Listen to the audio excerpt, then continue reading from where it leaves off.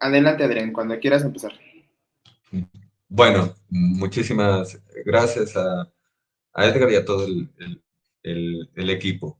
Bueno, les decía que el objetivo de este recorrido, que va a ser más bien panorámico, es ofrecer un mapa para que se ubiquen, para ayudarlos a tener herramientas para bueno, lograr los objetivos del movimiento, para que también se entienda un poco cómo este movimiento de transformación se ubica en relación con los procesos políticos en México y con esa larga historia del Estado en la modernidad. Entonces, bueno, como les decía, vamos a empezar desde los fundamentos más filosóficos, más abstractos. Lo voy a intentar formular de la manera más sencilla que pueda, pero tengan paciencia que ya vamos a llegar a lo jugoso, ¿no? Pero ojalá se entienda por qué la importancia de entrarle desde los fundamentos, ¿no?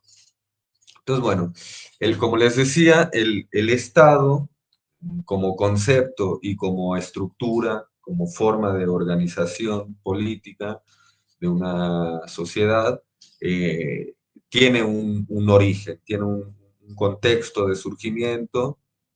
Obviamente, este hay que situarlo en la Europa de los siglo XVII, XVIII, eh, donde a través de un proceso de en el que paulatinamente se empieza a centralizar el poder político en una figura casi siempre vinculada a un monarca, ¿no? Surge esta organización política que es el Estado, una situación inédita para la historia de las civilizaciones. No había, la humanidad no había conocido una organización así, eh, a través de diferentes procesos, ¿no? Como para entender también cuál, cuál es la ruptura ahí, entre otras formas de concebir la organización política.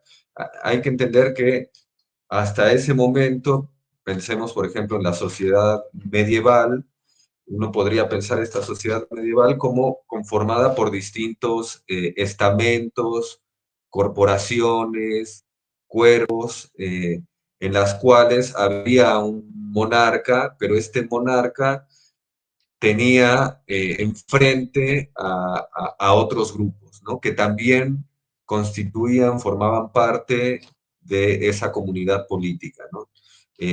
Para que se entienda esa organización que para nosotros, y ahora van a entender a qué me refiero, para nosotros desde nuestra contemporaneidad, desde nuestra perspectiva moderna, resulta altamente complicada de entender bajo sus propios términos, ¿no? Justamente porque tenemos otro imaginario, pensamos que el derecho es otra, tiene otra función, etcétera, ¿no? Eh, Miren ustedes qué interesante, ¿no? Para ver cómo es el surgimiento del Estado representa no tanto una continuidad con la historia posterior, sino una ruptura, ¿no? Eh, en aquel momento, en una sociedad como la medieval, todos estos cuerpos colectivos, todas estas corporaciones o estamentos, tenían la facultad de producir sus propias normas jurídicas, ¿no? Eh, si uno, por ejemplo, va a la Universidad de Coimbra en Portugal, ¿no? Que es una de las, junto con la Universidad de Salamanca en España, es de las universidades más longevas que existen en el mundo, ¿no? Inicia ahí por el siglo XI, XII, ¿no? Una cosa muy curiosa de visitar este tipo de universidades es que tenían calabozos, ¿no? Tenían, tenían una cárcel, lo que para nosotros sería una cárcel, ¿no? Entonces, eh, para nosotros, acostumbrados a tener una mentalidad moderna a partir de un Estado central que es el único autorizado para producir derecho, nos parece hasta bárbaro, ¿no? Hasta un poco incivilizado esa forma de ¿por qué una cárcel, por qué una universidad tendría una cárcel, ¿no? Bueno, la respuesta es porque entendían la organización colectiva de la sociedad de otra manera. Y la universidad, como tantos otros estamentos y tantas otras corporaciones, tenían la facultad de producir derecho y por lo tanto administrarlo, ¿no? Entonces, había la universidad, estas universidades tenían un propio estatuto, ¿no? Un estatuto que tenía la validez legal que para nosotros tendría una legislación penal, ¿no? Entonces, a partir de ahí es que esas universidades tenían una cárcel. ¿Por qué? Porque tenían autonomía, ¿no? Hoy se habla mucho de la palabra autonomía, pero en esa sociedad medieval era una autonomía plena, es decir, era autogobierno, ¿no? Y cada uno de estas corporaciones, como la universidad, tenía su propio fuero, ¿no? Que es una palabra que también heredamos, pero ya entendida desde otra manera. Es decir, tenía la propia facultad para producir derecho, aplicarlo, y eso incluía también el castigo, ¿no?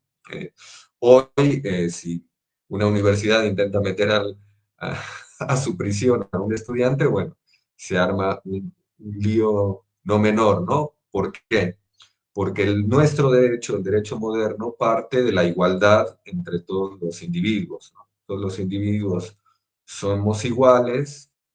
¿Y qué es lo que permite esa igualación en ese momento al cual nosotros estamos queriendo aproximarnos, ¿no? Bueno, esa igualación tiene que ver con el surgimiento de un único poder central capaz, único autorizado para producirle derecho a través de las legislaciones, por ejemplo, y de aplicarlo, ¿no? Hay un proceso de centralización. Entonces, en la medida en que existe un poder llamado Estado y no corporaciones autónomas capaces de producir derecho, todos quedamos de alguna manera bajo un mismo fuero, ¿no? Todavía hay vestigios de esa organización, por ejemplo, en relación al fuero militar, ¿no? Que, es que los militares son los encargados de juzgar a sus propios miembros, ¿no? Bueno, esa idea de autonomía es propia viene de muy lejos, ¿no?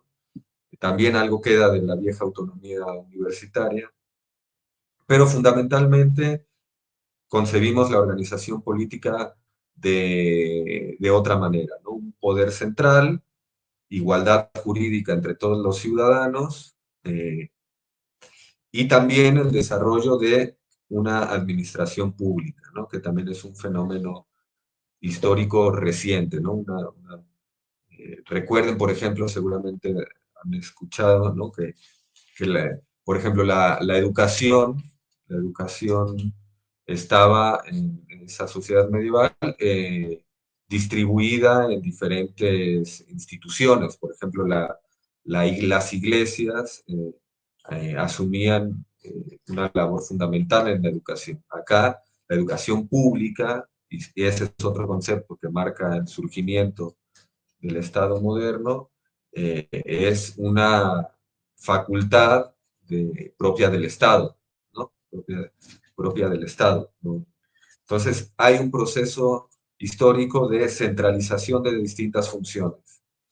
La educación, la administración de la justicia, la conducción, ¿no? De una sociedad, hay un proceso de centralización ahí, ¿no? Y como les decía, y esto me parece importante, si bien es abstracto y tiene que ver con la filosofía, me parece muy importante resaltarlo para entender también cuál es el estado al que aspira la cuarta transformación. Ahí me siguen, sabía cómo ir. Eh, bueno, este estado, esta forma inédita de organización política, como les decía en primera introducción, cuando nos veíamos, obtiene su primera fundamentación en esas teorías, en esas filosofías llamadas del contrato social, que seguramente algo saben, algo habrán escuchado, ¿no? Eh, ¿Cuál era la idea, cuál era la narrativa con las cuales estas filosofías buscaban explicar el surgimiento del Estado, ¿no? Bueno, estas teorías del contrato social van a decir que el Estado es el producto racional de un acuerdo voluntario entre individuos, ¿no? Si se acuerdan, es esta figura de que antes del Estado vivíamos en un estado de la naturaleza, ¿no? Este es Hobbes, por ejemplo, en el cual lo, que, lo que persiste o lo que prevalece es una guerra de todos contra todos, ¿no? Porque cada individuo está viendo por su propio beneficio y eso implica incluso el uso de la violencia para obtener una ganancia o un beneficio. Entonces, para salir de ese estado de la naturaleza, estos individuos en una guerra de todos contra todos habrían pactado el surgimiento de una organización que, al cual delegaban algunas funciones, pero esa delegación impedía que se mataran unos a otros, ¿no? Básicamente. Ese era el axioma fundamental de las teorías del contrato social, ¿no? Y esto podría parecer historia antigua, pero la realidad es que algo de esa forma de entender el orden político y el orden social persiste hasta nuestros días, ¿no? ¿Cuál es ahí la gran magia de estas teorías del contrato social? Bueno, que el individuo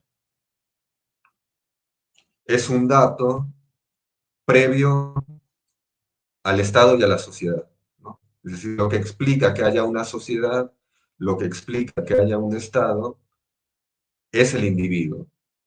Por lo tanto, el individuo queda como fundamento de la sociedad y del Estado y como un dato previo, ¿no? Es el individuo el que explica el orden colectivo, ¿no? Y este es el germen, por eso les digo que parece historia antigua, pero en realidad es un problema actual, y, porque piensen que todo el derecho, el individualismo propio del derecho se sigue basando en esta premisa, ¿no? El individuo es previo a la sociedad, el individuo explica al Estado, y tanto la sociedad y el Estado es el producto de un acuerdo racional entre estos individuos, ¿no? Eh, y con esto hay algo también muy simpático, bueno, por lo menos a mí que me gustan este tipo de cosas, me parece muy simpático que, contrario a lo que los liberales piensan de sí mismos, eh, el Estado como centro, casi como monopolio de lo político, y el individuo son dos caras de la misma moneda. Es decir, lo que permite que haya un Estado como organización central, como monopolio de la vida política, es justamente la invención del individuo. Entonces, esto le digo que es muy simpático porque en ciertas perspectivas liberales, ¿no? Que siempre hablan de proteger al individuo del Estado, si lo analizamos en el proceso lógico y conceptual e histórico de cómo se fue fundamentando el Estado, no podría haber un Estado todopoderoso si no hubiera individuos iguales, ¿no? Esta es una especie de paradoja del liberalismo, ¿no? eh, el individuo y su negación, este Estado que todo lo puede, monopolio de lo político, son dos caras de la misma moneda, ¿no? Entonces, esta es una primera indicación, si se quiere, para reflexionar nuestra contemporaneidad, que si nosotros en el debate político y en la construcción de agendas de políticas públicas oscilamos entre esa polaridad, entre individuo o Estado, seguimos jugando en los mismos términos que el liberalismo y que por lo tanto el neoliberalismo. Entonces, lo que hay que hacer, y para allá va a ir la discusión, lo que tenemos que tener en mente es que el Estado que nosotros estamos intentando construir tiene, no se trata de elegir entre Estado o individuo, se trata de generar una tercera posición, de generar otra fundamentación que rompa con ese esquema polar, ¿no? O Estado o individuo, ¿no?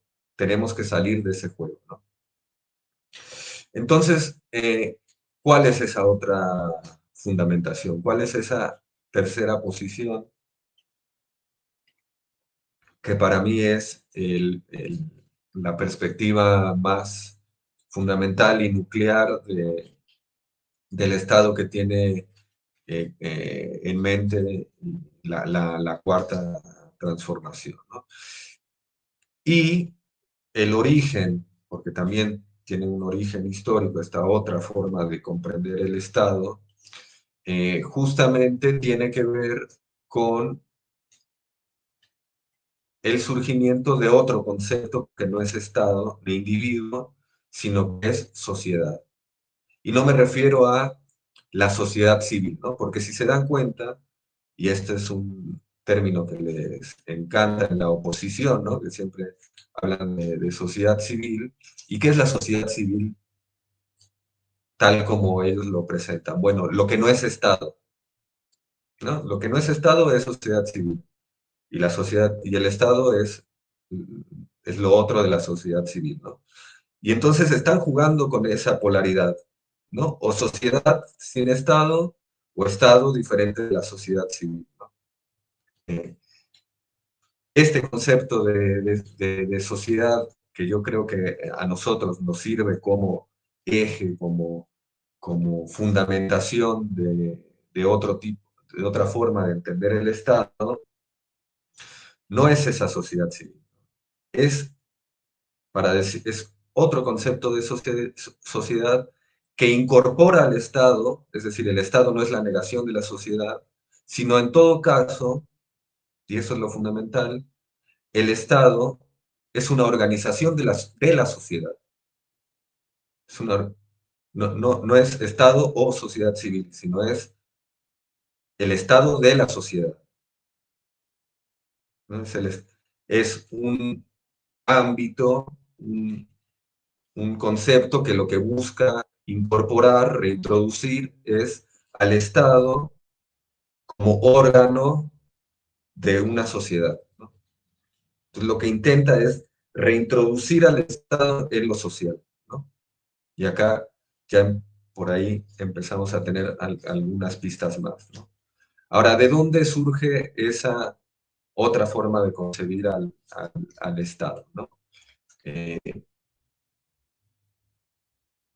bueno, surge de un proceso de lucha política, de ver que esa sociedad conformada por individuos en realidad está construida a partir de un núcleo que hace de esos individuos no una multitud, no una agregación de individuos que acuerdan darse un orden, sino al revés, que los individuos son productos sociales,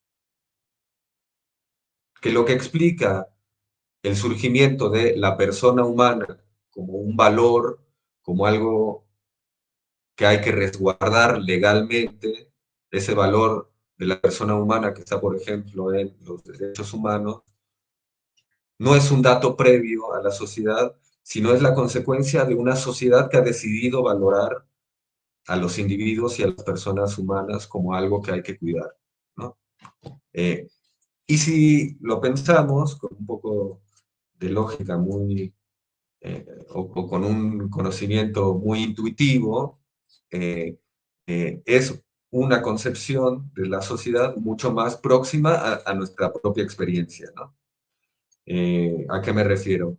A que a ustedes en ningún momento les preguntaron eh, si querían hablar español o si querían celebrar ciertas tradiciones, si querían, es decir, todas esas características que hacen a un mexicano, que hacen esas características que hacen a una persona, un mexicano, con sus tradiciones, con su cultura, con su idioma, con sus símbolos, con sus mitos, en realidad nadie las eligió.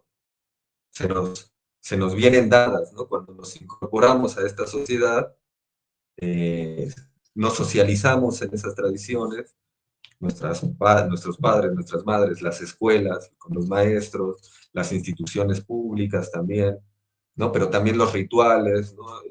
Eh, la comida, ¿no? Por ejemplo, es tan importante para nosotros los mexicanos, son cosas que nos hacen que el individuo, que nosotros nos formemos como individuos en una sociedad. ¿No? A nadie le dieron para elegir, ¿no? Llegamos a esta sociedad por un azar del destino, nacimos, por suerte, ¿no? Nacimos mexicanos y entonces es la sociedad lo que explica todo lo demás, ¿no? Ahí vemos que hay un primer desplazamiento, ¿no? Esta tercera posición empieza a delinearse cuando surge un nuevo concepto de sociedad que quiere decir comunidad, ¿no? Comunidad, ¿no? Eh, esa comunidad no es un acuerdo racional entre individuos, sino es una realidad social, es un hecho social, ¿no? Acá en esta crítica surge, por ejemplo, toda la sociología, todas las ciencias sociales, ¿no? El proyecto inicial, por ahí del siglo, finales del siglo XVIII, principios del XIX, de las ciencias sociales, eran en realidad una crítica a ese primer individualismo liberal que explicaba tanto al Estado y la sociedad a través del individuo, ¿no? Entonces, todas estas palabras, todos estos conceptos que yo mencioné, tradición, cultura, lenguaje, símbolos, son el ancla, son los objetos a partir de los cuales se empieza a desarrollar la necesidad de otra ciencia política. Esta otra ciencia política es la ciencia social. Eh, ¿Qué otro movimiento? Eso en términos de las disciplinas y de los saberes, ¿no? Pero ¿qué otro movimiento también está en este proceso, en esta crítica? Bueno, eh, el socialismo, ¿no? El socialismo, eh, antes incluso de que de Marx y eso, los que hoy se conocen como socialistas utópicos, si se dan cuenta, la invención de la propia palabra socialismo quería, quería significar la realización de esa comunidad, ¿no? De esa sociedad. Era el movimiento que iba a superar el individualismo y iba a poner en el centro este concepto de sociedad. Eh, con lo cual, ¿qué quiero indicar? Que si el fundamento cambia, si el fundamento del orden y del Estado cambia, ya no es el individuo, sino es lo social, la sociedad, también va a cambiar la función y la naturaleza del Estado. Si lo que explica el Estado es que es el órgano de deliberación y de conducción política de una sociedad, lo que debe de quedar siempre claro es esta ligación entre el Estado y su sociedad. Es, es esto que les decía de una forma de reintroducir el Estado, que ya no está en un plano diferente al de la sociedad, sino es un órgano social. ¿No? Es un órgano, diríamos nosotros, un órgano del pueblo, una organización del pueblo. ¿No? Y obviamente en este proceso histórico también tiene tan importante y vinculado estrechamente a este concepto de sociedad es el de democracia, ¿no? Porque así entendido, eh, la democracia sería la participación de la sociedad en la conducción del Estado. No hay una diferencia tajante entre Estado y sociedad, sino que el Estado es una organización en la que participa, debería de participar en la formación de esa voluntad de Estado, el pueblo, ¿no? Entonces, se empiezan a desarrollar las ideas de una democracia popular y también, y fundamental para nosotros, la idea de un Estado social, ¿no? Eh, Históricamente, por ejemplo, este Estado social se empieza a consolidar constitucionalmente en las primeras décadas del siglo XX, ¿no? La Constitución mexicana de 1917, pero también la de Weimar en Alemania de 1919, pero también posterior, un poco más adelante, la Constitución de la Segunda República Española en la década del 30, pero también la Constitución argentina del 49, ¿no?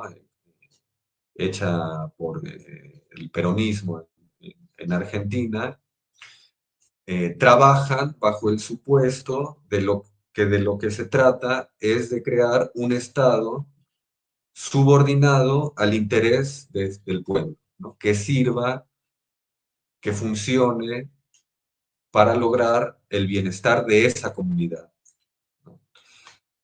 ¿Cuál es lo que se estaba, qué es lo que se estaba negando en esta configuración del Estado, en esta forma de entender el Estado? Bueno, ese Estado liberal pensado como árbitro de la relación entre individuos, ¿no? Entonces, la sociedad es el ámbito del intercambio y el comercio, donde un montón de individuos se encuentran para intercambiar mercancías, y el Estado, ese Estado liberal, a lo que se limita es a asegurar las condiciones para que ese intercambio sea posible, que básicamente es tribunales y policía, ¿no? Ese era el Estado en su formulación primera, ¿no? Estado mínimo acotado a ciertas funciones, eh, y lo que el correlato de ese Estado era una despolitización de la sociedad, ¿no? La sociedad era el ámbito de lo privado y el Estado el ámbito de lo público, y no podía meterse en lo privado, y lo privado también delegaba el meterse en los asuntos de lo público, ¿no? Por eso esa distinción entre público y privado, Estado y sociedad civil, viene de esa primera formulación de Estado. Ahora, el surgimiento del Estado social implica, sobre todo, una negación de esa primera formulación liberal. ¿Por qué?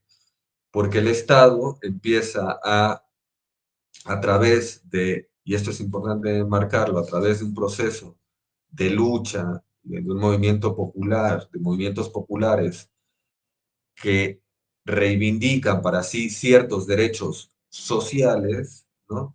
El Estado empieza a adquirir otra función y otras responsabilidades, y también otras formas de intervención, ¿no? Por ejemplo, tuvo que generar una legislación laboral, ¿no? Tuvo que generar los tribunales de justicia laboral, ¿no? Los tribunales de conciliación y arbitraje. Si se dan cuenta, es un fuero nuevo. Algo, ¿por qué?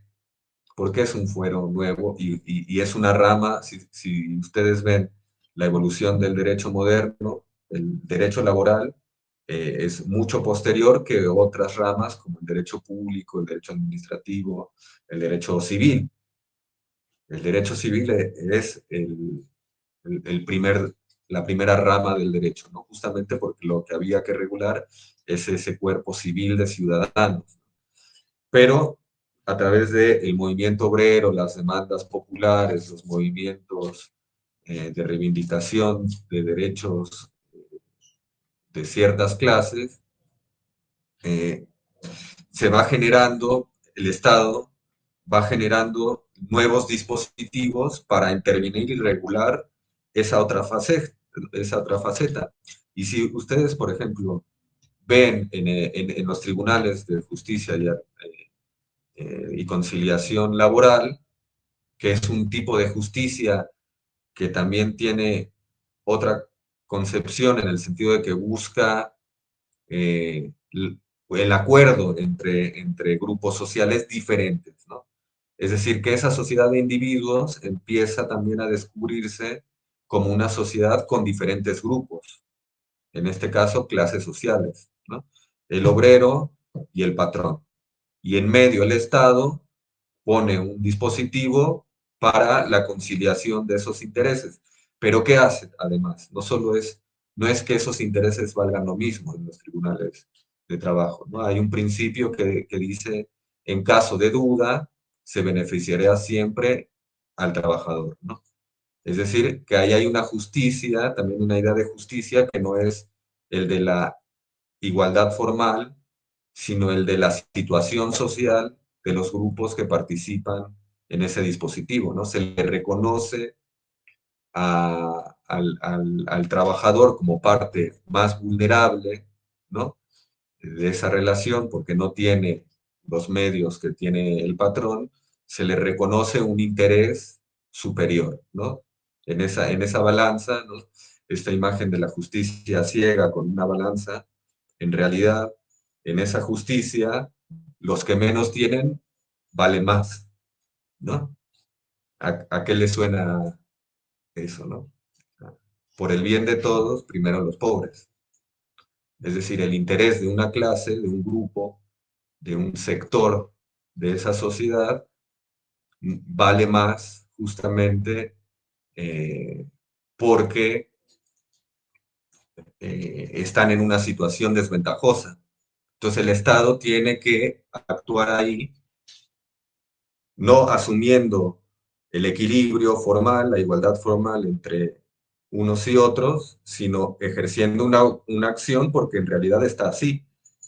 Y se trata de que el Estado vaya transitando hacia una situación de igualdad formal, material, una, pasar de una situación de igualdad formal a una situación de igualdad material, ¿no? ¿Y qué entra ahí en consideración? Bueno, la situación social. Entonces, lo social empieza a inundar al Estado, empieza a atravesar al Estado y el Estado empieza a cumplir una función social. Empieza a cumplir una función social, ¿no?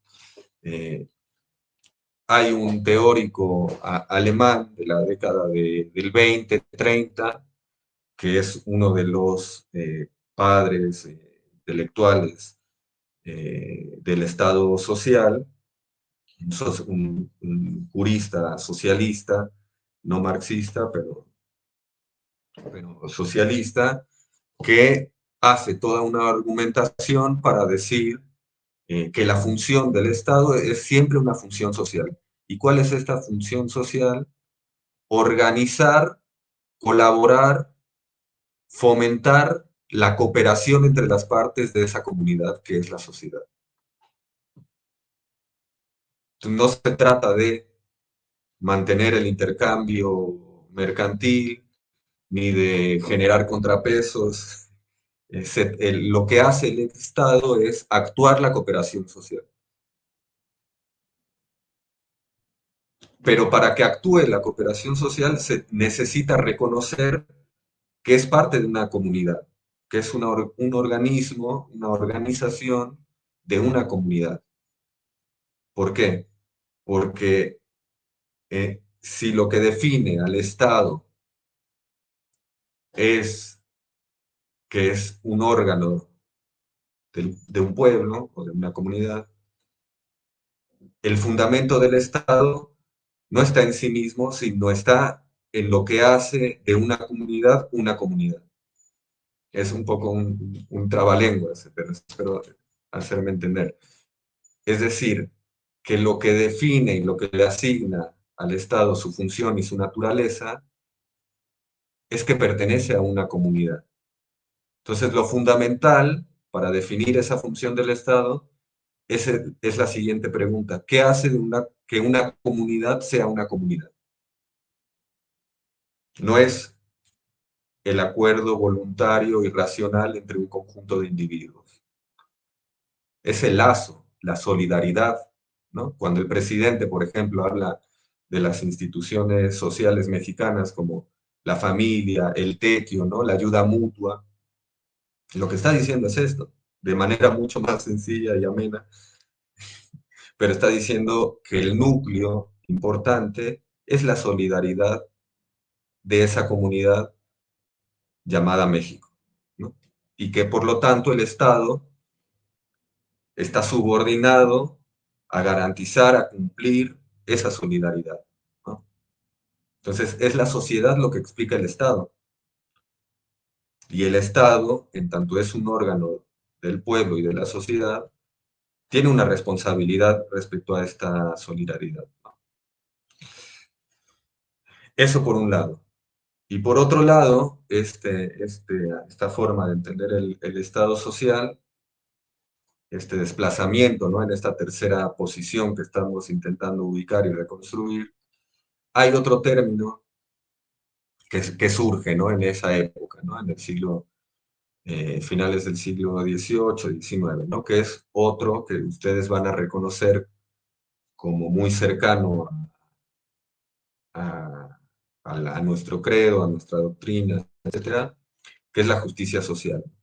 Ya algo mencioné en relación a los tribunales de trabajo, ¿no? La justicia social es social porque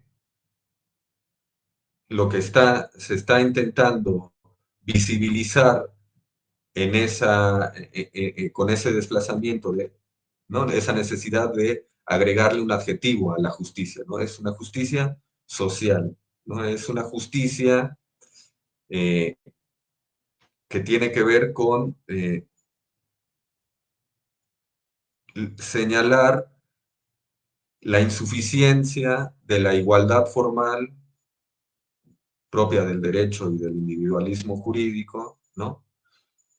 Señalar que esa justicia formal debe de ser acompañada y diría más, esa justicia formal no es nada si no hay una justicia en las condiciones reales y materiales en la que viven los grupos de esa comunidad. Pongo un ejemplo local, es decir, de la historia de nuestro país, de la historia de las instituciones de nuestro país. Ponciano Arriaga, ¿no? Un ilustre potosino, ¿no? El Instituto de Derecho de la Universidad de San Luis lleva su nombre, ¿no? Bueno, fue un constitucionalista de la Constitución del 57, en 1857, y también fue un político ahí en San Luis, y una de las instituciones que propuso y se creó, duró unos años, pero después vino la guerra y no prosperó, era una institución que se llamaba la Procuraduría de los Pobres, que se toma como en ciertas investigaciones, en ciertas posturas, esa Procuraduría de los Pobres se toma como un antecedente vernáculo, un antecedente local de lo que hoy podrían ser las defensorías del pueblo. ¿Eh? ¿Y qué era esto? ¿No? Y la exposición de motivos, si ustedes la quieren leer, es cortita y es muy linda, es la exposición de motivos de la propuesta legislativa que creó esta Procuraduría de los Pobres, parte en señalar que que esta justicia formal en realidad ciega a las condiciones sociales, en realidad termina siendo un privilegio para ciertas clases y una condena y una esclavitud para los más pobres, ¿no? Entonces dice esta frase, ¿no? De, el derecho penal es el derecho para los pobres, ¿no? Las cárceles están llenas de pobres porque no tienen acceso a la legítima defensa.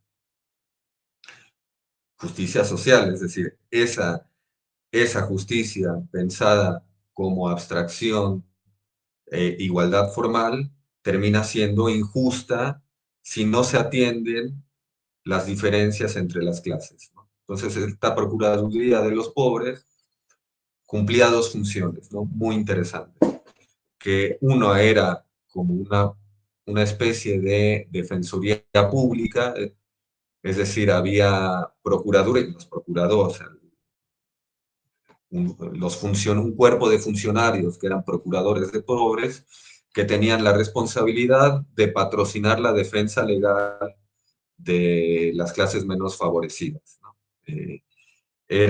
Algo quedó de eso en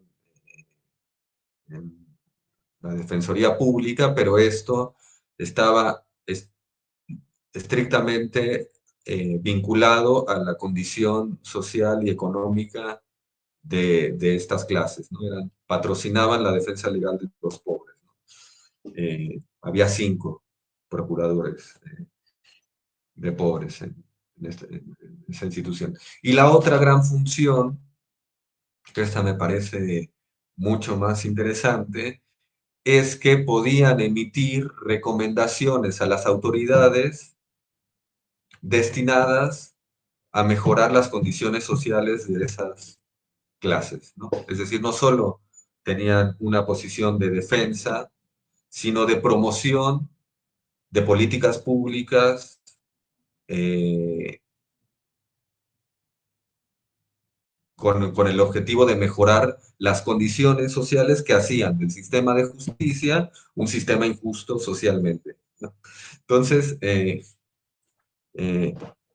bueno, finalmente esta Procuraduría de los Pobres no tuvo mucho tiempo, vino la guerra, la invasión, y además hay poco registro historiográfico de qué pasó con esto. Funcionó 2 años, ¿no? Pero la exposición de motivos ahí está y tiene esta fundamentación, ¿no? Es decir, un desplazamiento de la mirada de esa primera modernidad liberal, Estado, individuos, igualdad formal, a Estado social, justicia material, eh, sociedad como concepto que identifica a una comunidad. eh, y bueno, es muy interesante la figura de Ponciano Arriaga, que era algo así como un liberal progresista, ¿no? Todavía era eh, con lecturas de ese socialismo utópico. Por ejemplo, otro gran documento de Ponciano Arriaga es el famoso voto en contra de el artículo 27, que era el que regulaba la propiedad de la tierra, ¿no? Eh, en la Convención Constituyente del 57, él abogaba y se opuso a la redacción que quedó, abogaba por una repartición de tierra mucho más radical, ¿no? Y decía, el problema constitucional de México es el problema del reparto agrario, ¿no? El tiempo le dio la razón porque, bueno, ese fue el factor, sin duda, el factor principal de el movimiento popular de la Revolución de 1910, ¿no? Que empieza Madero, pero después de su asesinato en manos de Huerta, se vuelve un movimiento popular con demandas eh, sociales, justamente, ¿no? Como el reparto de la tierra, ¿no? Y es el gran cauce, la gran temática transformadora de ese movimiento popular, ¿no? Y justamente de ese movimiento popular va a salir esta Constitución de 1917, ¿no? Que es en el mundo la primera expresión de ese constitucionalismo social, ¿no? Si se dan cuenta, la palabra que estamos repitiendo cada 5 minutos es social, social, social, justicia social, Estado social, eh, constitucionalismo social, ¿no? Y ese constitucionalismo social lo que hace es otorgar derechos a grupos, ¿no? Ya no está pensando solo en individuos, sino está pensando en grupos. Entonces hay el 27, pero también el 123, que regula la relación entre obreros y entre el movimiento obrero y las patronales, ¿no? Por ejemplo, la Constitución del 49 en Argentina, que está es muy posterior, pero es parte de ese mismo proceso y de ese mismo constitucionalismo social, le da a los ancianos un capítulo específico, ¿no? Hay los derechos de los ancianos. Y eso para una concepción previa, donde solo hay individuos, ¿por qué un grupo tiene que tener derechos específicos? Bueno, porque es la sociedad que siempre es plural, pero en el sentido de que está compuesta por diferentes partes, clases, géneros, eh, rangos etarios, ¿no? Hay también, se empieza en esa constitución un apartado especial sobre derechos de las mujeres, ¿no? Para un liberal del siglo XIX, que las mujeres o que los ancianos tengan un conjunto de derechos específicos por el hecho de ser ancianos o mujeres, era una aberración, porque no, pero somos todos iguales. Bueno, pero no. El problema es eso, ¿no? Y justamente el otorgar derechos específicos, el de abrir, que son derechos que, de nuevo, le otorgan obligaciones al Estado. Tiene una responsabilidad social el Estado. Término que no me gusta mucho porque está eh, muy bastardeado por esta cosa de la responsabilidad social de las empresas, ¿no? Pero tiene obligaciones sociales, ¿no? Que se traducen en este tipo de derechos, ¿no? Pensemos, por ejemplo, en la constitucionalización del apoyo a adultos mayores. Está claramente inscrito en esta misma tradición, ¿no? Entonces ahora el Estado tiene el compromiso de garantizar esa pensión. ¿Y por qué? Y porque es expresión de una solidaridad social. Es una sociedad que está diciendo a nuestros adultos mayores hay que protegerlos. Entonces no es que el Estado decida y otorgue, no, es la sociedad que actúa a través del Estado porque valoramos por la protección a ese sector de la población, ¿no? Entonces, para ir cerrando esta primera parte, ahora vamos, bueno, como siempre, he hablado mucho, pero me gustaría, no, aunque sea de manera rápida, pasar al proceso político acá en México, ¿no? Pero me parecía importante esta primera parte, que fue un poco más larga de la que yo había pensado, porque tenemos que tener muy en claro nuestra propia tradición y nuestro propio léxico, y cuál es el sentido de ese léxico, de esos términos, por qué hablamos como hablamos, de dónde viene. por el bien de todos, primero los pobres, ¿no? Es una frase muy buena, muy exitosa, porque logra capturar un sentido de algo que en realidad es un proceso histórico muy, muy complejo, ¿no? Que es identificar la fortuna material y simbólica de una clase como índice del progreso social de todos, ¿no? Por el bien de todos, o sea, por el bien de los pobres y de los que no son pobres, primero los pobres. Entonces, el interés particular de una clase o de un grupo se vuelve válido como interés de todos. No, la atención a los más necesitados no es solo una atención a una clase particular, sino lo que nos estamos jugando ahí es el bienestar colectivo.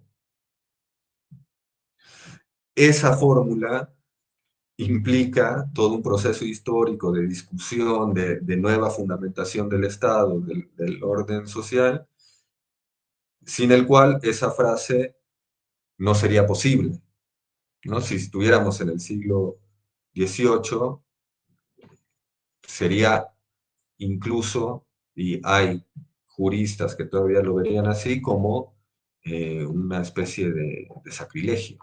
¿Cómo? ¿Cómo? Sí. Entonces, bueno, eso es un poco para hacer la historia de nosotros mismos, ¿no?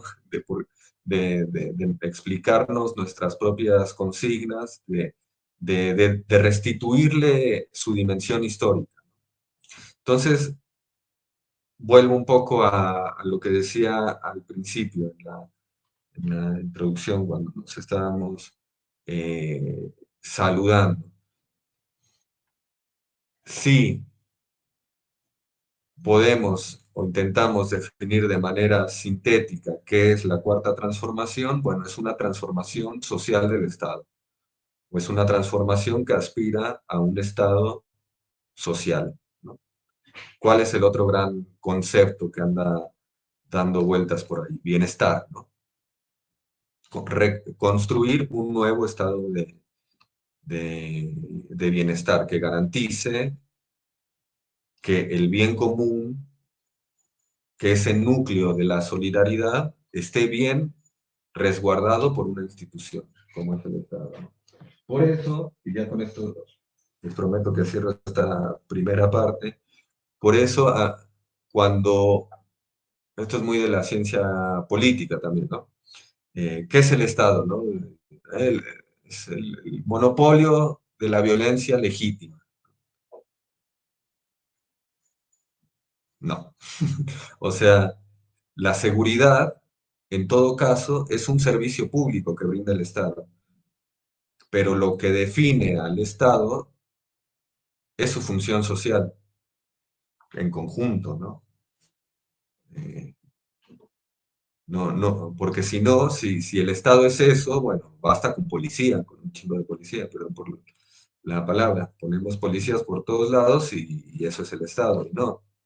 Y sobre todo no es nuestra definición del Estado. Nuestra definición del Estado es el de una institución comprometida por el bienestar colectivo, empezando por aquellas clases que han sido desfavorecidas o incluso excluidas del crecimiento económico, del desarrollo, de la repartición de la riqueza, etcétera. Entonces, justamente para evitar eso, esta transformación lo que intenta es conectar al Estado con el bienestar colectivo, ¿no? Por eso yo haría ahí un, un asterisco cuando se habla de estado de bienestar. En realidad lo que estamos buscando es una sociedad de bienestar, donde el Estado tiene una función, pero en realidad lo que se busca es una sociedad de bienestar, ¿no? Donde todos tengamos asegurados, dice el presidente, ¿no? Bienestar es que tengas seguridad desde la cuna a la tumba, que en toda tu vida tengas apoyándote, sosteniéndote, impulsándote ese brazo de la solidaridad social. Nadie se queda atrás, nadie se queda desamparado, ¿no? Hay, si les interesa esta última parte, en el nuevo número de la revista Sentido Común, en la que tengo el gusto de participar, también hay, eh, bueno, el consejo académico, hay también gente del instituto. El nuevo número es sobre humanismo mexicano y yo, bueno, tuve la oportunidad de colaborar con un texto que se llama De la mano invisible a la solidaridad social, ¿no? Porque para el neoliberalismo todo lo arregla la mano invisible del mercado. Bueno, para nosotros, en realidad, no es una mano invisible, es el brazo de la solidaridad. Y eso no se agota en el Estado, pero también compromete al Estado con esa búsqueda de bienestar colectivo. Entonces, ahí, de paso, hago el anuncio de la revista que está muy buena. Bueno, son 7:30. Le aceleramos un poco, hagamos media hora más, así tenemos media hora para preguntas, comentarios, ¿no? Bueno, esta es la parte como más fundamental que tiene que ver con la historicidad de nuestro léxico político, ¿no? De nuestras ideas, de nuestros conceptos. Pero, ¿qué pasa en México? ¿No? Ya habíamos visto algo de la constitución del 17. Pero acá me gustaría focalizar sobre, perdí mi acordeón, acá está. No, no está acá. Bueno, no importa. Quería hacer un recuento de nuestra historia reciente y de cómo llegamos aquí, ¿no? A esta cuarta transformación, ¿no? Hablábamos de ese logro, de ese legado que queda plasmado en la Constitución de 1917, ¿no? Y los derechos sociales que hay ahí, etcétera, ¿no? Ahora, al margen de esa Constitución, por un proceso histórico también muy tumultuoso, con su complejidad, se fue generando, o se generó un sistema de partido único, ¿no? El surgimiento del Partido de la Revolución, primero del Partido Nacional Revolucionario, ¿no? Partido de la Revolución Mexicana con Cárdenas, hasta llegar al PRI, ¿no? También, para los que les gusta la historia, vean la convocatoria hecha por Calles a formar el Partido Nacional Revolucionario, es muy elocuente respecto a las funciones de ese partido, ¿no? Decía que, bueno, la revolución se ha depurado a sí misma, ha eliminado, porque, bueno, todo el mundo se mataba, o sea, la guerra civil continuó, y este está en el origen de ese partido, ¿no? Entonces había que crear una única estructura que organizara a la gran familia revolucionaria y que le diera una dirección a la revolución, ¿no? Y se empieza a consolidar eh, ese sistema político a partir de un partido que dejaba cierto margen a la participación de otros partidos, pero siempre y cuando no disputaran realmente el poder, ¿no? Que es es la lenta y larga construcción de ese régimen posrevolucionario, ¿no? Eh, de ahí que para este régimen, eh, que termina en el PRI, ¿no? Ese PRI de 70, 80 años de gobierno federal, siempre haya tenido como una herramienta la represión, ¿no? La represión, ¿no? Si uno, por ejemplo, es decir, uno podría contar la historia del Estado mexicano a través de las constantes represiones de movimientos políticos, ¿no? Recientemente la Comisión Nacional de Derechos Humanos sacó una investigación muy interesante sobre el papel del Estado en el enriquismo, ¿no? Que era eh, un revolucionario que decidió, que ya veía en la década de los 50, que ya veía hacia dónde iba el régimen y logró hacer un gran movimiento popular. eh, y bueno, terminó eso en una masacre en la Alameda, con una represión y varios cientos de muertos, y que bueno, que apenas ahora se está rescatando un poco esa memoria, ¿no? Eh, entonces, esa forma de administrar el conflicto político a través de la represión fue una característica del gobierno, del régimen postrevolucionario, ¿no? Y era muy difícil de señalar porque tenía esa legitimidad de un movimiento popular, ¿no? Tenía esa impronta. También era eso, el régimen postrevolucionario, ¿no? Eh, Sin embargo, creo que hay dos hechos, o bueno, hay tal vez un hecho fundamental que termina eh, con una grave crisis de legitimidad de este régimen revolucionario, ¿no? Un proceso lento, ¿no? Muy gradual, pero que encuentra en el 68, en el movimiento estudiantil y en la represión del gobierno de Díaz Ordaz, un golpe muy fuerte del cual, esta es mi hipótesis, si bien para la alternancia faltarían casi más de 30 años, ¿no? Nunca se recuperaría el régimen postrevolucionario. Porque además no solo fue el 68, sino fue toda la guerra sucia, ¿no? La llamada guerra sucia. También eh, por iniciativa de este gobierno, del gobierno de López Obrador, hoy hay una comisión por la verdad y el esclarecimiento histórico que está investigando los crímenes de Estado cometidos durante los 60 y los 70, ¿no? Eh, pero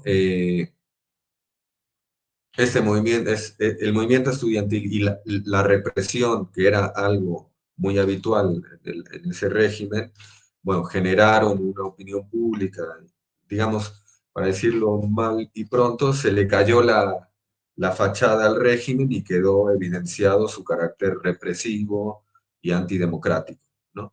Eh, eh, Después vino el 71, ¿no? El halconazo, y todo ese periodo, finales de los 60 hasta el 77, termina con la candidatura de José Luis López Portillo, que fue en, ese, en esa elección del 76, fue como candidato único, ¿no?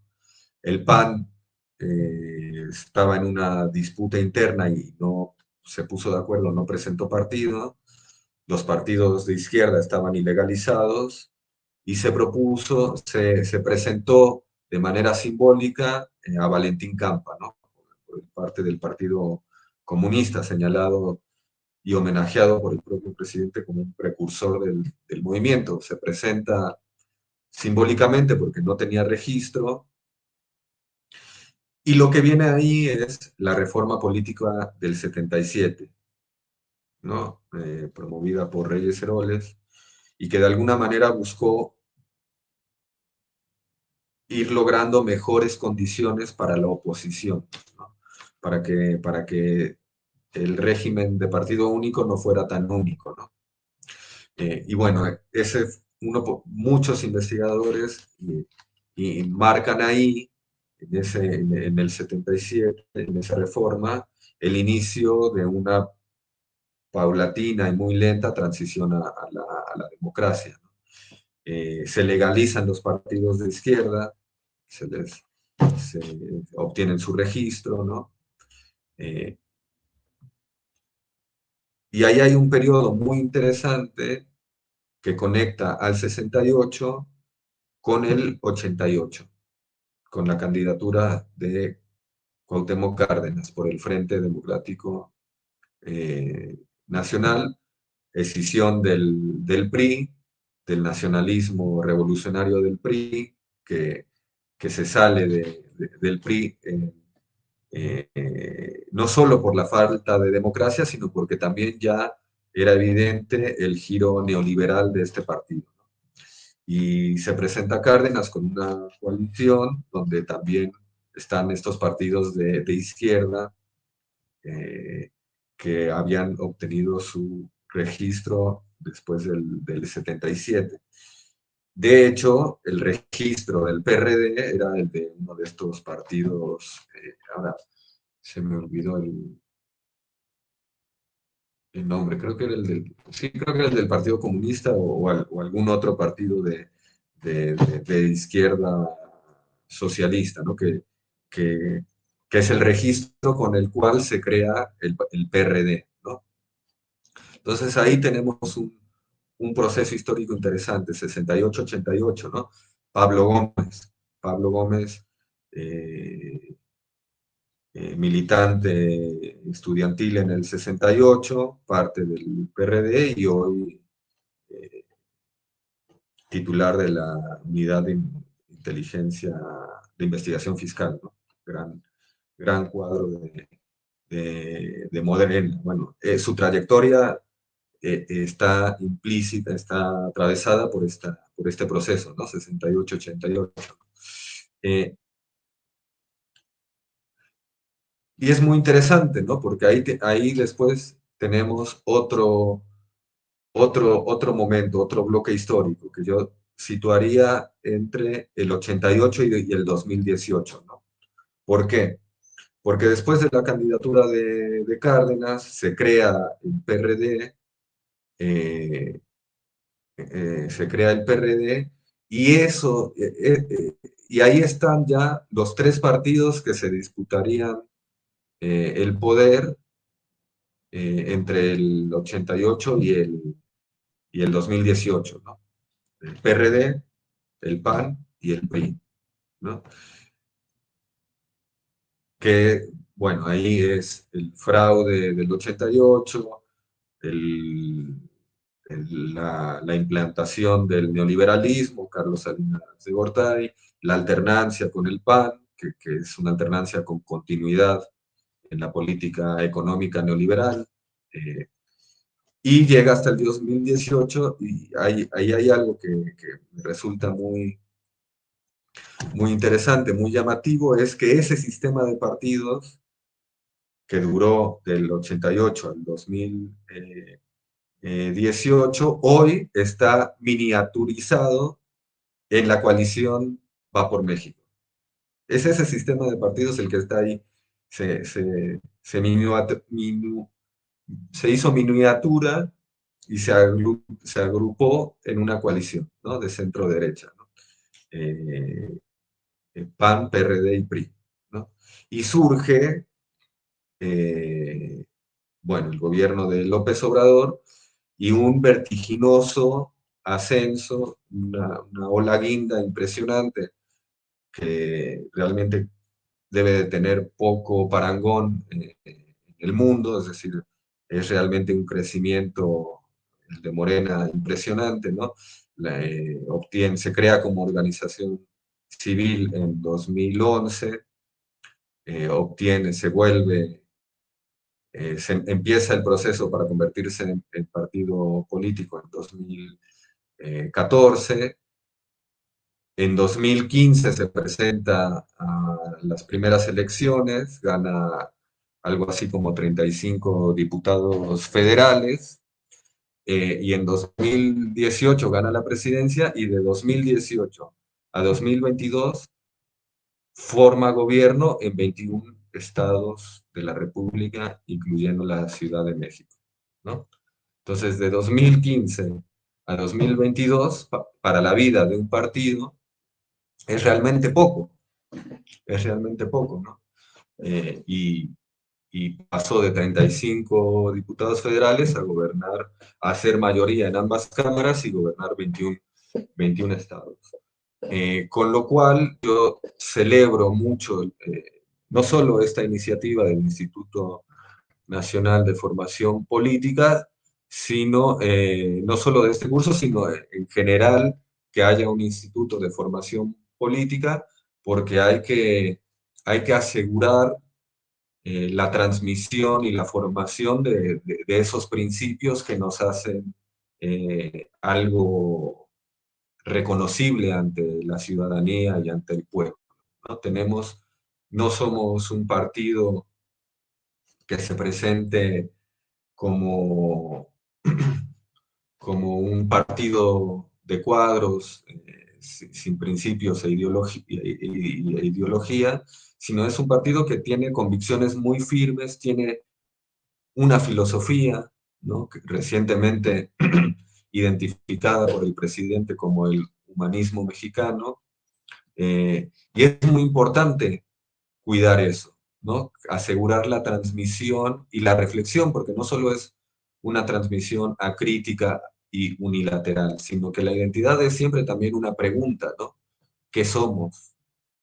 ¿No? ¿Qué somos? ¿Qué estamos siendo? ¿No? Y en ese sentido, la función de formación política es fundamental, ¿no? Y la responsabilidad de ustedes como aspirantes a cargos de elección popular es también fundamental, ¿no? En realidad, eh, ni se diga yo lo que puedo hacer con un par de horas, solo puedo aspirar a ayudarles y a contribuir a sus aspiraciones, pero tampoco el Instituto Nacional de Formación Política eh, eh, es lo fundamental acá. También, creo que también ahí es una labor de apoyo. Los que tienen la gran tarea, la gran misión y el gran desafío y la gran responsabilidad es ustedes, ¿no? Es ustedes. Hacer reconocible que este movimiento, que, que los cargos que están disputando no es para ocupar una posición ni para cobrar un salario. A mí me parece la política necesita de profesionales y por lo tanto necesita estar remunerada. Yo no tengo ningún conflicto con eso, pero lo importante no es eso, no es el puesto, no es el cargo, sino el encargo, como dice el presidente. Y ese encargo es hacer valer los principios de buen gobierno que identifican y nos deben identificar ante el pueblo, ¿no? Y ahí tenemos una tarea inmensa, ¿no? Tenemos una tarea inmensa, ¿no? Eh, una de las cosas que ha hecho muy bien el presidente es que todas estas frases, todas estas consignas, toda esta proclama, esta filosofía, ¿no? Tiene una traducción en políticas públicas y en decisiones muy concretas, ¿no? No solo es choro, no solo es verbo, sino es orientación doctrinal, orientación discursiva para hacer cosas. Y ese hacer cosas es hacer políticas públicas en beneficio del pueblo, ¿no? Entonces creo que el desafío, ¿no? Por eso mencionaba también la rápida, el crecimiento exponencial de Morena, ¿no? Eh, Creo que el desafío para los próximos años es lograr que el partido y los gobiernos emanados del partido sean reconocibles por un conjunto, por una agenda de políticas que traduzcan de forma material esos principios, ¿no? Eh, eh, Eso creo que el presidente ha sido un ejemplo. También me parece que en la Ciudad de México se están haciendo muy bien las cosas. Por ejemplo, la reciente constitucionalización de los apoyos de las becas eh, para estudiantes de la educación pública en la ciudad, ¿no? La idea ahí es, la educación es un derecho, no un privilegio, ¿no?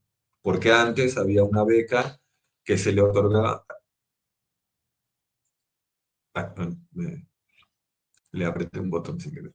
Antes, ese primero fue un programa de becas y ahora un derecho constitucional. Lo que sustituyó era un programa anterior, que era el de los niños talento, ¿no?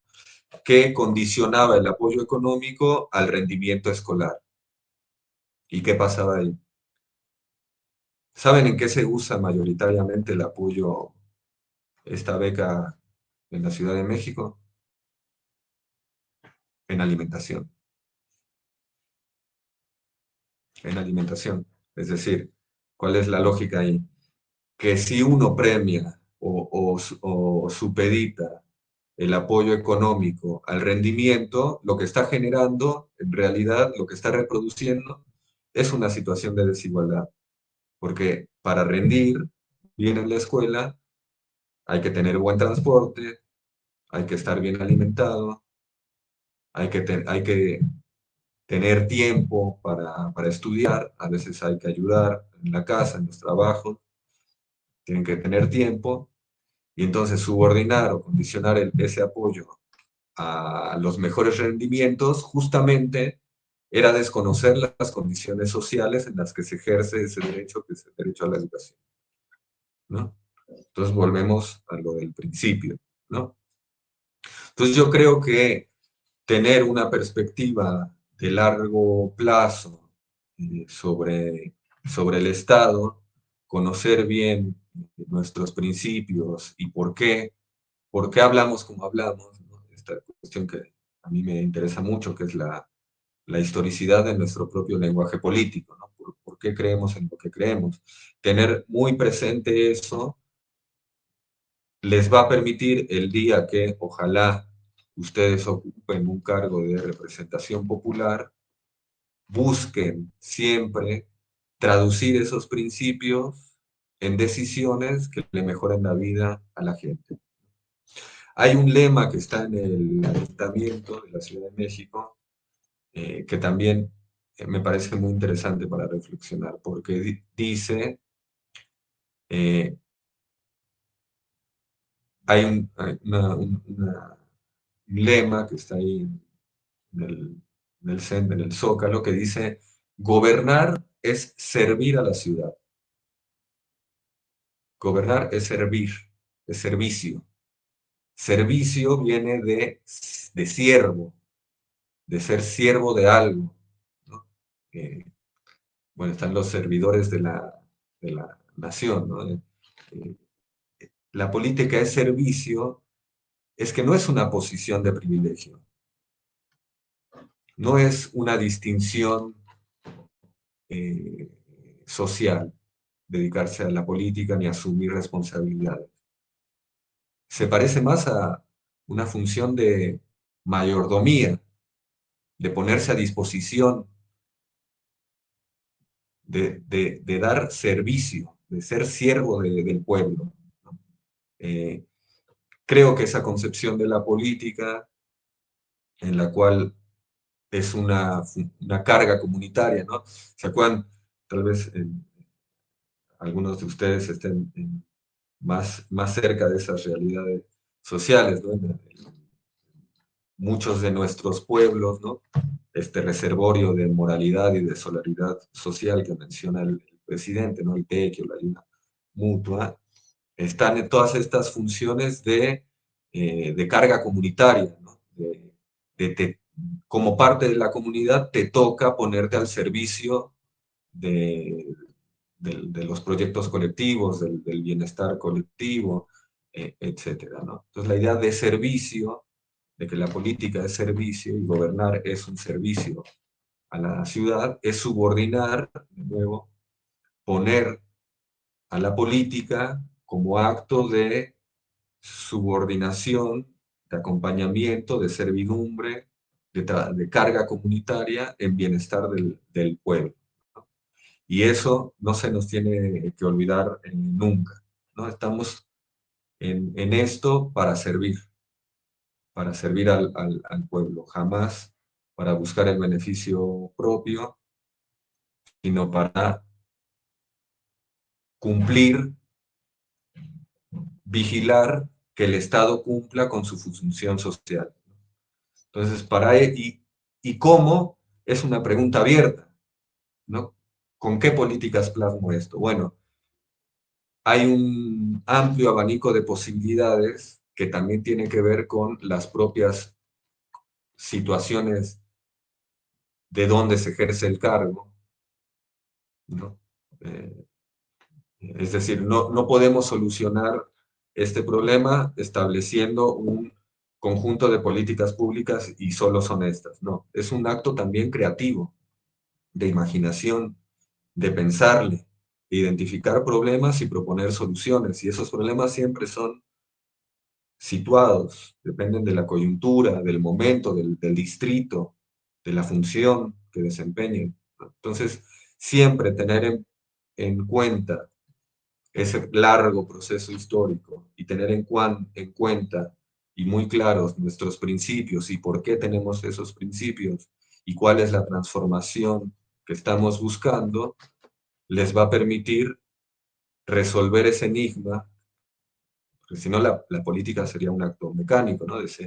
Dice también el presidente, ese noble oficio, bueno, es noble porque está al servicio del pueblo, ¿no? Y para estar al servicio del pueblo se necesita también imaginación. Ahí es donde entra el talento también de ustedes, ¿no? Eh, pero siempre ayuda a tener en claro qué principios tienen que traducir en decisiones, ¿no? Entonces, bueno, tuve que recortar bastante, pero siempre me extiendo. Así que bueno, son 7, casi las 8. Si quieren, hagamos una, una sesión de preguntas, respuestas para seguir eh, platicando.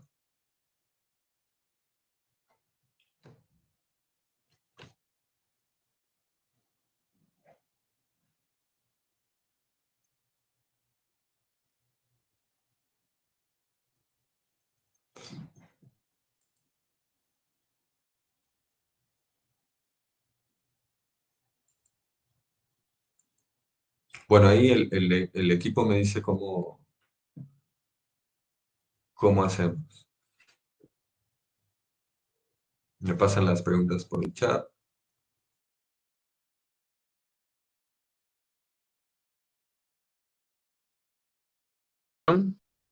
Ahí está. Listo. ¿Tú me escuchas, Adrián? ¿Me escuchas bien? Perfecto.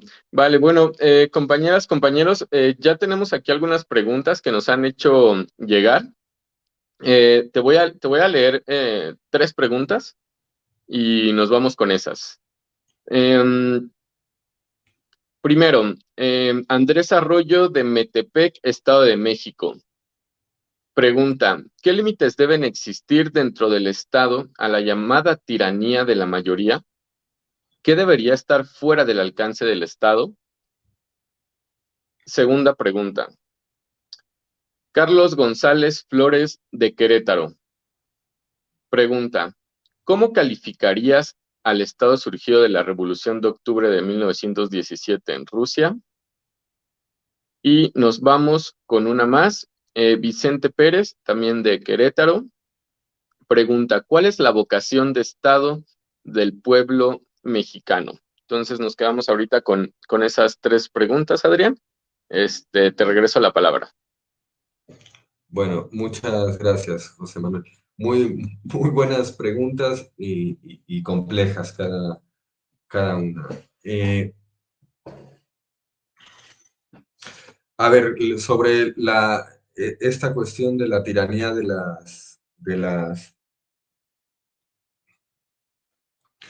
las mayorías, ¿no? O sea, si somos coherentes con lo que hemos charlado acá, bueno, primero digo una cosa y después hago un señalamiento crítico, ¿no? Primero que mayorías y minorías son parte de la misma comunidad, ¿no? Entonces, siendo coherentes con el fundamento que acabamos de dar del Estado, bueno, una comunidad que vulnera los derechos de unas de las partes, digamos, una minoría, pues claramente está incumpliendo con esta función del Estado, ¿no? Si se elimina, no se ven los derechos de una de las partes, esa solidaridad social se queda en entredicho, ¿no? Se empieza a vulnerar, ¿no?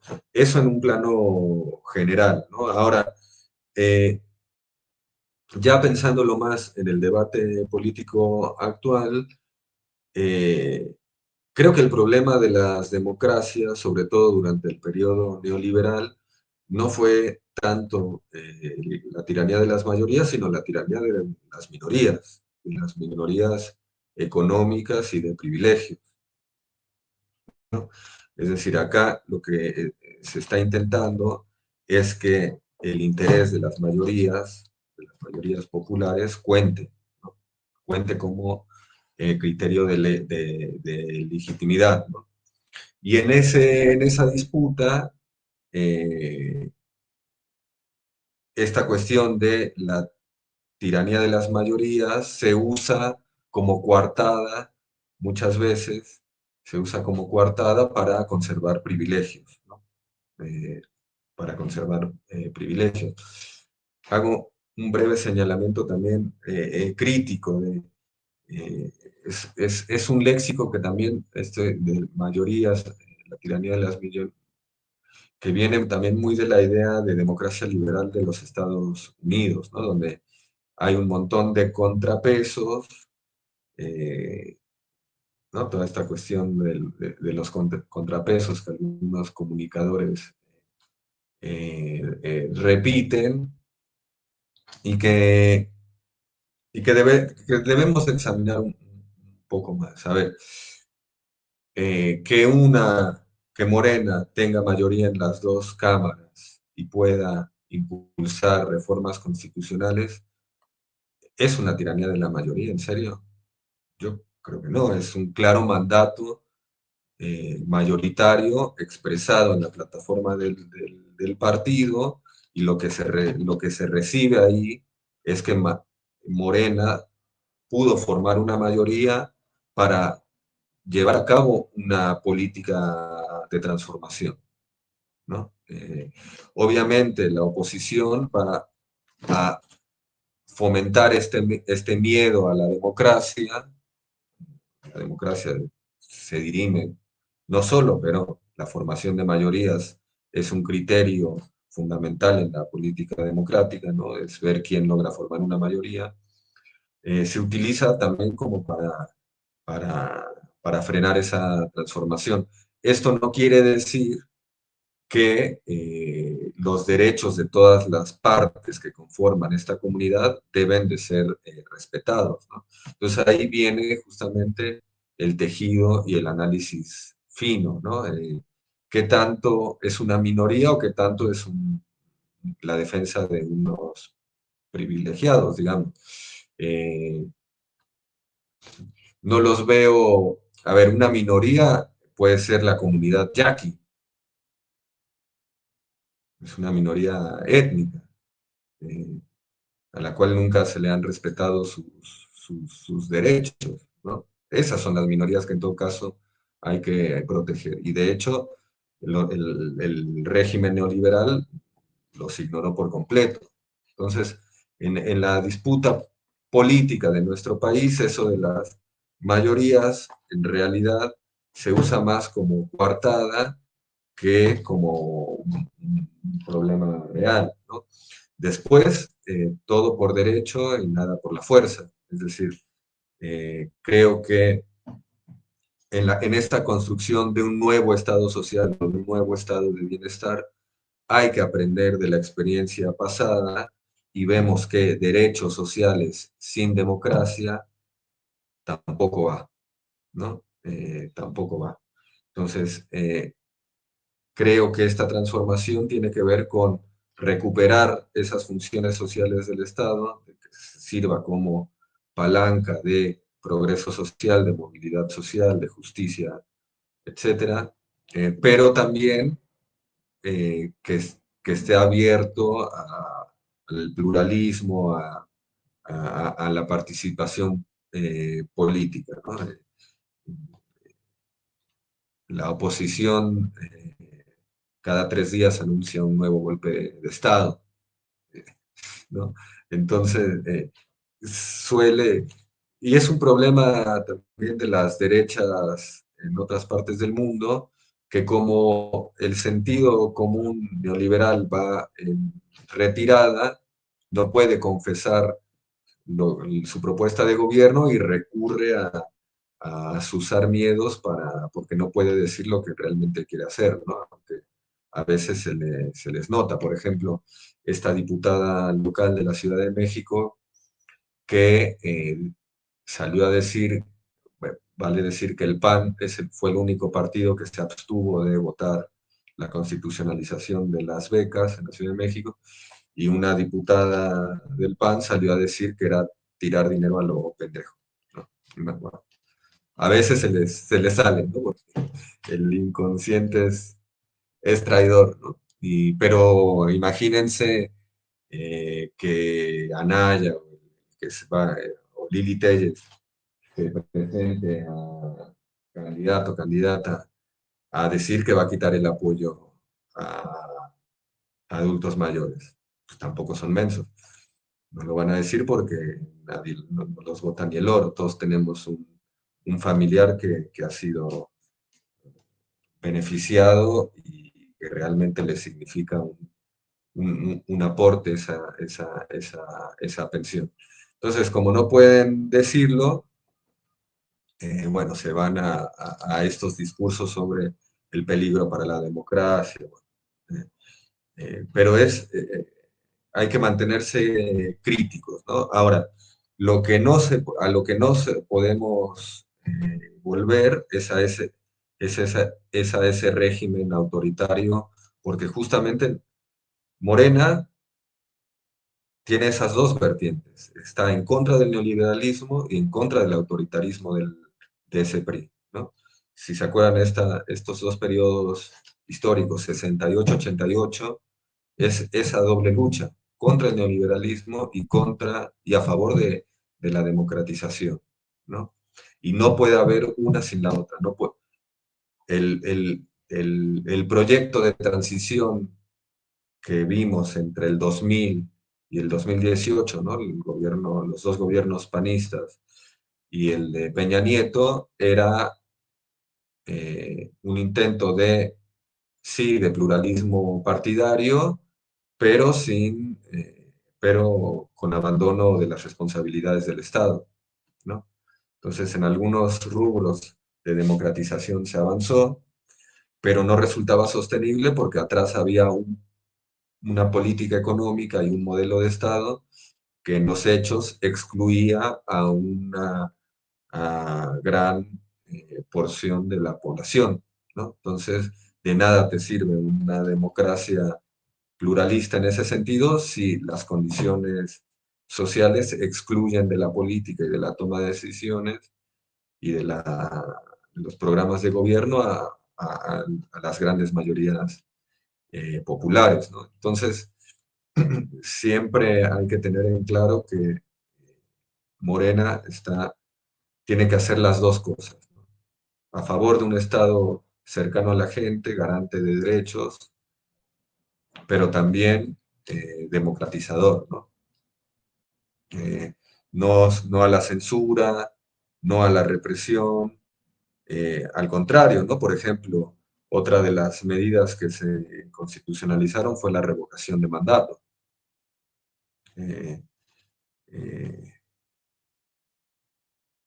¿Qué pasa en la revocación de mandato? Bueno, es un derecho que le corresponde directamente al pueblo para revocar esa autorización, esa autorización que se recibe, que los cargos de representación popular reciben a través del voto. Pero ese voto no es un cheque en blanco, es un respaldo condicionado a que se cumpla la función de la política. Si esa convicción se pierde, está la posibilidad de la revocación, ¿no? En otros sistemas políticos, esa atribución depende de otro poder del Estado. Por ejemplo, el lío en Perú, ¿no? Que tienen un sistema eh, presidencialista, pero con algunos rasgos parlamentarios, como la moción de censura, ¿no? Del gabinete al presidente, ¿no? O lo que pasó en Brasil, ¿no? Cuando lo de Dilma, el juicio político a Dilma. Son revocaciones que pasan por poderes del Estado, es decir, que no lo ejerce el pueblo directamente. La lógica de la revocación del mandato es que así como el pueblo pone, así el pueblo quita, no necesita, porque si entra a través del Congreso, bueno, ya sabemos que el Congreso hay partidos, hay intereses, hay relaciones de fuerza, ¿no? Y eso también, ese mecanismo de la revocación de mandato también es un aporte a la democratización. Un presidente que reprima de la manera salvaje, como lo han hecho otros gobernantes, bueno, tendrá que enfrentarse a ese escollo, ¿no? Bueno, la otra pregunta era todavía más difícil, la de la revolución del 17 en Rusia, ¿no?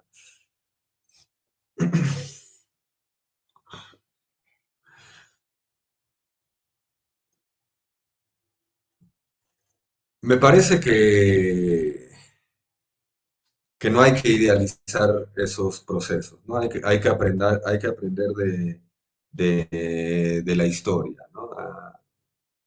Es decir, era también un partido de partido único, eh, que sí tenía un sistema de seguridad social, importantes conquistas que no son menores, pero nosotros, ese no es nuestro modelo, claramente, no es nuestro modelo.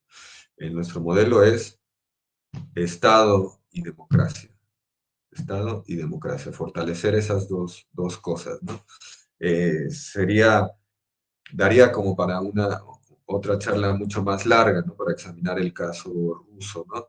Eh, pero, para decirlo mal, rápido, creo que la revolución del 17 terminó traicionando sus propios principios, ¿no? Hicieron la República Soviética sin los soviets, ¿no? Los soviets eran estos órganos de autogobierno obrero que terminaron siendo absorbidos por una nomenclatura de partido, ¿no? La idea del era, el soviet era el consejo obrero, ¿no? La autogestión de las fábricas, de las comunas, de los municipios, ¿no? Era la participación del pueblo justamente en los asuntos colectivos, ¿no? Ese era el soviet, ¿no? Todo el poder a los soviets.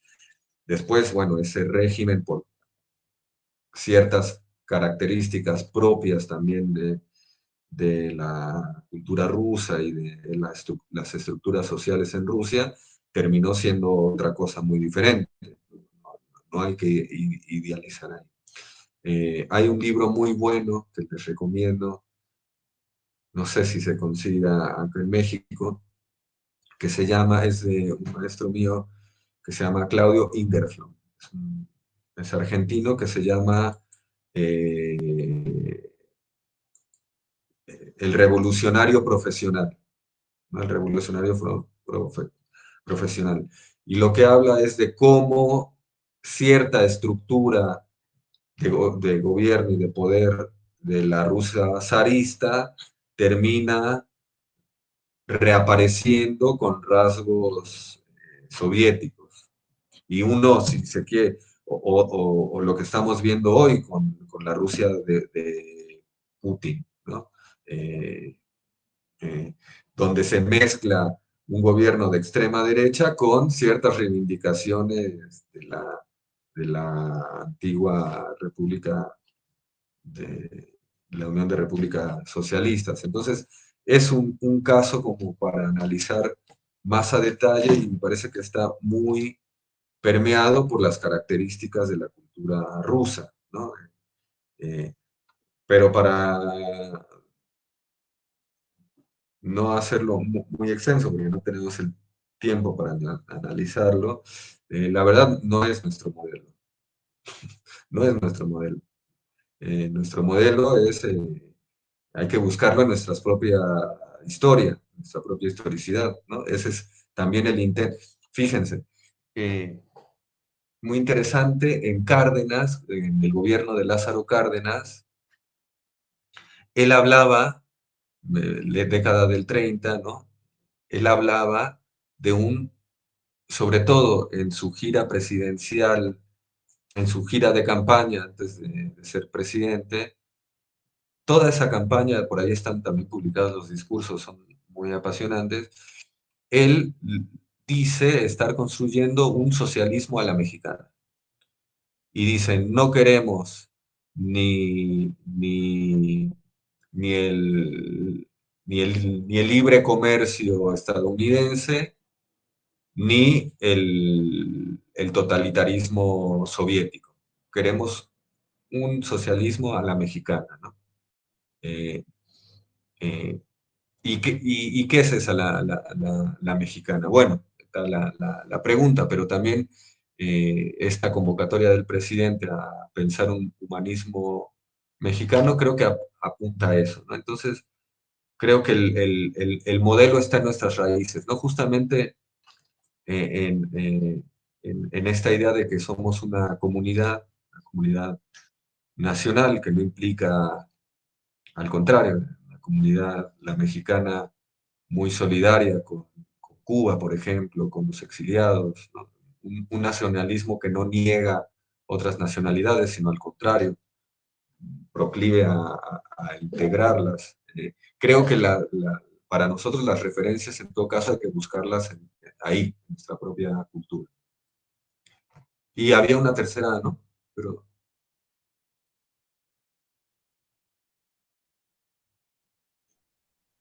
Sí, bueno, ya tenemos un montón por acá. Déjame ver, porque las estaba aquí anotando. Vicente Pérez de Querétaro, ¿cuál es la vocación de Estado del Pueblo de México? Era la última pregunta. bueno, yo creo que,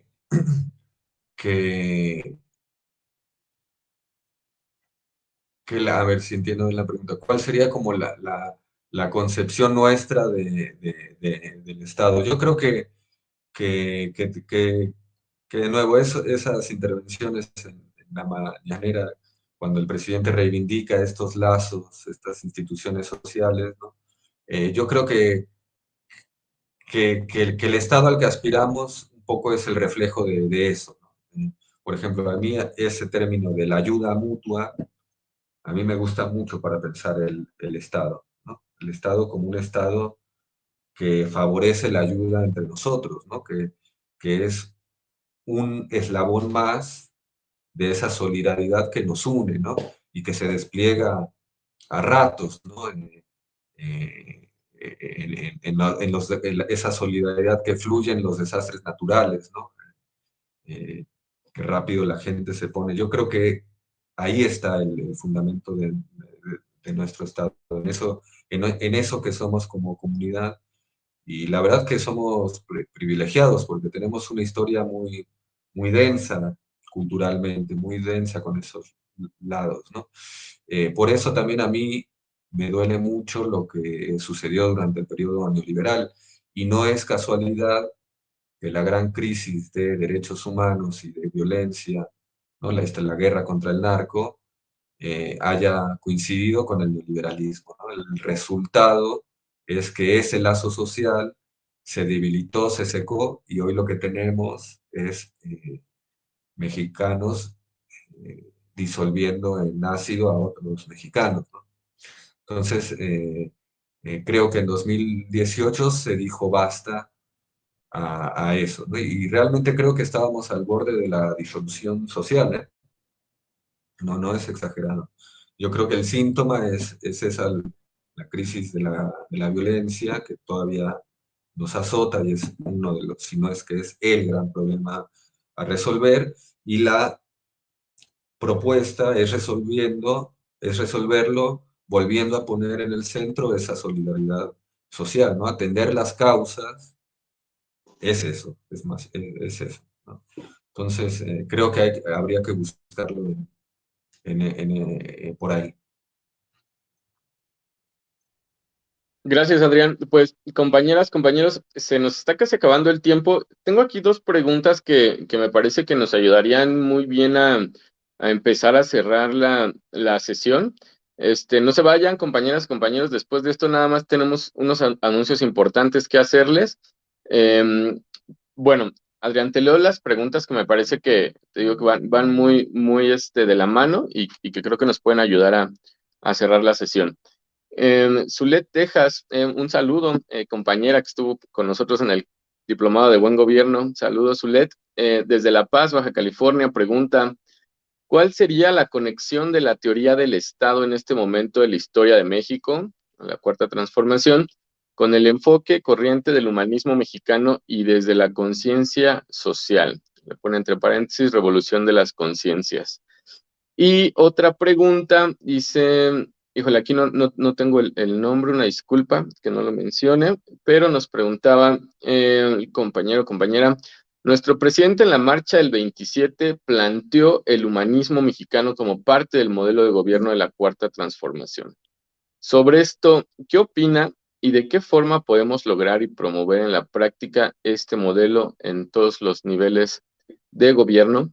Entonces, te dejo con estas preguntas, Adrián, para ir perfilando el cierre y solamente insistirles, al final también tenemos que hacer unos anuncios, no se vayan. Adelante, Adrián.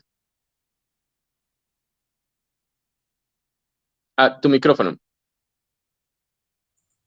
Ahí está. Ahí está. No, a ver, muy breve. Yo creo que primero hay que entender cuál fue el gesto del presidente cuando anuncia esto del humanismo mexicano, ¿no?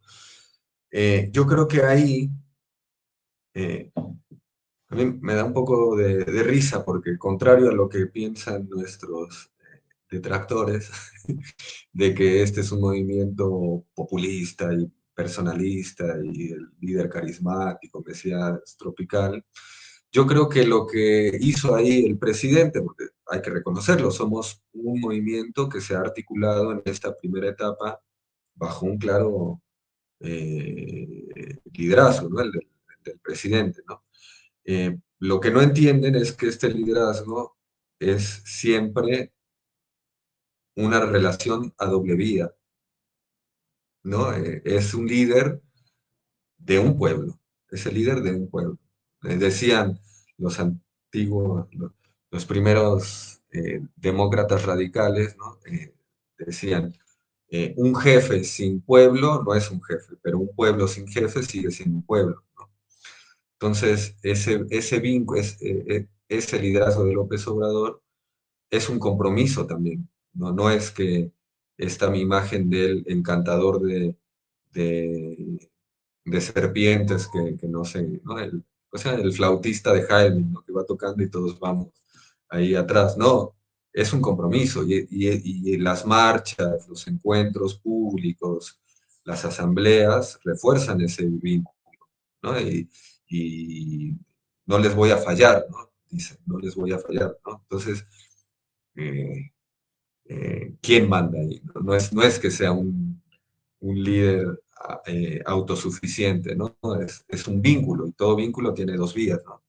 Y lo que hizo en esa marcha, al anunciar el humanismo mexicano, es de un profundo desinterés, es de un profundo abandonamiento de su propia figura. Lo que está diciendo es, el día que yo me vaya, no me van a tener, pero van a tener una doctrina, van a tener una filosofía, van a tener ideas, van a tener principios. Démosle un nombre, humanismo mexicano, ¿no? Es un gesto de despersonalización de esta fase del movimiento. Está pensando ya en el futuro, en un futuro donde él no esté, porque se acaba su periodo y además, bueno, nadie es eterno y además él creo que es un verdadero demócrata, pero como no da puntadas sin hilo, lo que va a sustituir al obrador persona es un obrador colectivo, un obrador hecho principios, hecho doctrina, hecho filosofía, ¿no? Entonces, yo más que cerrar la respuesta a el humanismo es esto, creo que es una pregunta, creo que es una búsqueda. ¿Qué somos como movimiento? Él nos dio ya un nombre, creo que hay que darle contenido y no es que tengamos que inventar nada, sino tenemos que hacer un esfuerzo para reflexionar qué somos, ¿no? ¿Cuáles son estos principios? ¿Cuáles son estas ideas que nos pueden nuclear, ¿no? Porque además hay una cuestión muy importante bueno, el instituto lo tiene claro, creo que todos como militantes, simpatizantes lo debemos de tener claro, que es que las generaciones van y vienen. Eh, los viejos se van y llegan jóvenes, y hay que hacer ese pasaje, ¿no? Hay que sumar, hay que seguir sumando. La juventud tiene que ser nuestra. Y la manera de sumarlos es teniendo una doctrina, teniendo un credo, ¿no? Un credo, ¿no? Entonces, más que una respuesta cerrada de el humanismo es esto, es esto, es esto, yo creo que es una pregunta que debemos de hacernos, ¿no? Y de nuevo, no es que tengamos que empezar desde cero, es hacia atrás, hay algunas, el número este de sentido común apunta a eso, ¿no?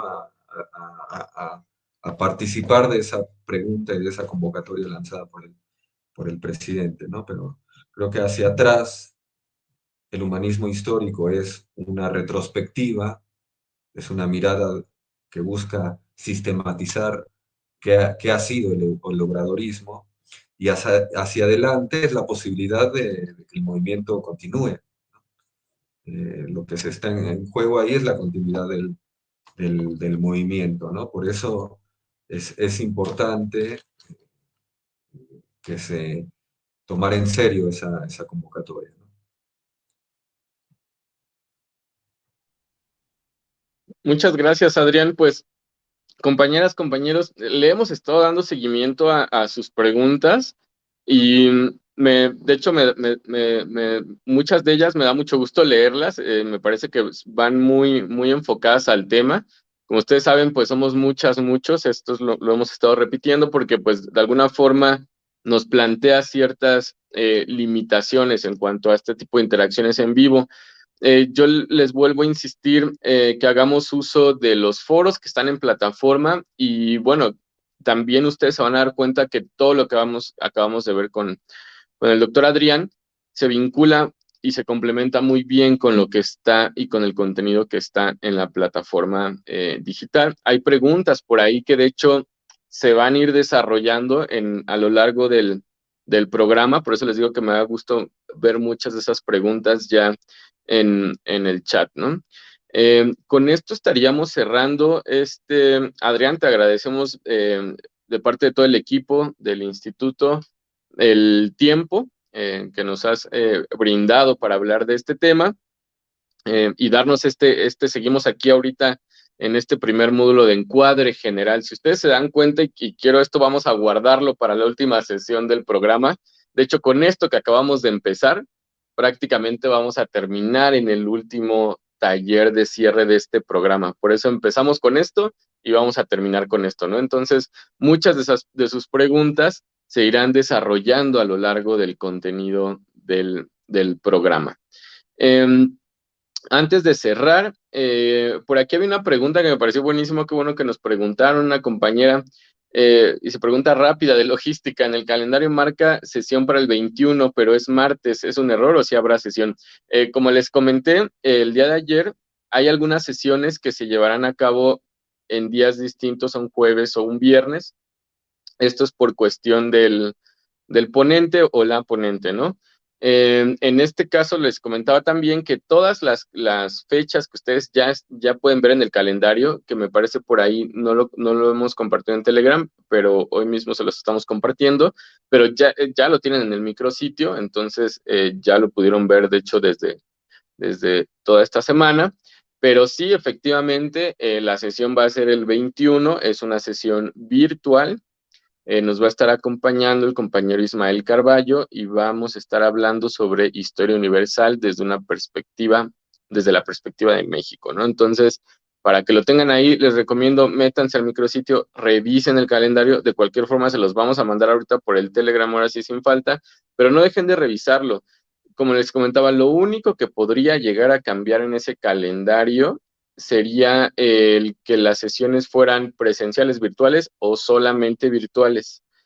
Salvo casos muy excepcionales, cambiaría algún tema de fecha con el ponente, pero eso, como les comentaba ayer, les estaremos avisando con anticipación. Entonces, no dejen de conectarse al micrositio y ya vimos que afortunadamente sigue creciendo el grupo de Telegram. Necesitamos llegar a los 3,546, que son las personas que están inscritas en este grupo. Necesitamos llegar a ese número en el canal de Telegram. Y bueno, de nuestra parte sería todo.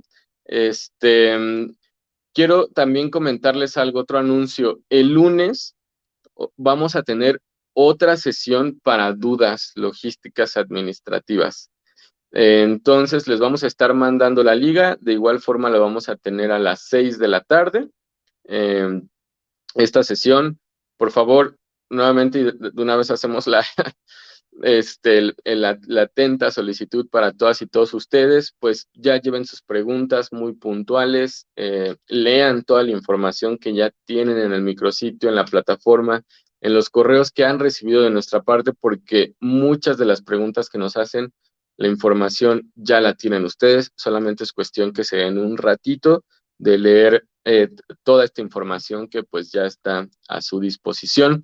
El día lunes también, esto lo queríamos hacer hoy, pero no nos parece muy adecuado alargar mucho las sesiones, de repente se puede volver cansado y sabemos es viernes, tienen algunos ya planes, entonces el día lunes también nuestro compañero Mauricio, que como ustedes saben, él es el encargado de toda esta parte de tecnologías, les va a estar también mostrando el micrositio para que los que aún no le agarran la onda, pues se sepan mover en él.